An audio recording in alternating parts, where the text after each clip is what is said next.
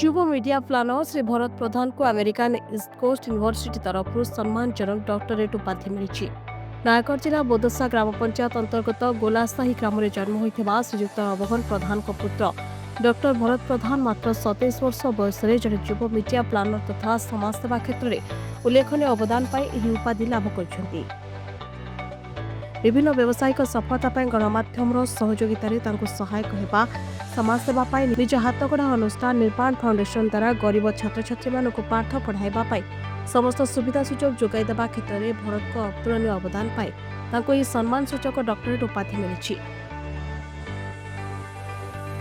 Bharat motion events माध्यम बहुबार व्यावसायिक सम्मान प्रदान कार्यक्रम करी डॉक्टर भरत चर्चा रही। डॉक्टर भरत प्रधान सामाजिक गणमाध्यम तथा व्यवसाय क्षेत्र में विशिष्ट व्यक्ति भाव निजर परिचय सृष्टि कर अमेरिकार पूर्वतट विश्वविद्यालय सम्मानजनक डॉक्टरेट पाई।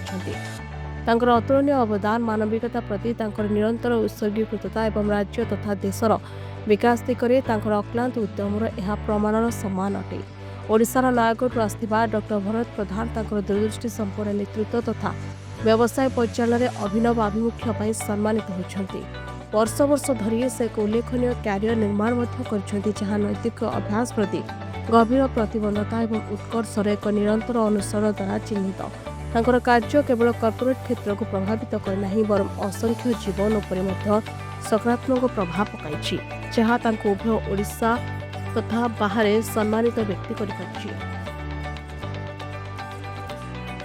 सम्मान घोषणा कर America east coast university doctor Bharat Pradhan का सफलता को प्रशंसा कर अवदान व्यवसाय प्रशासन क्षेत्र को यथेष्ट उन्नति कर व्यापक सामाजिक आवश्यकता को समाधान कर पारिछि।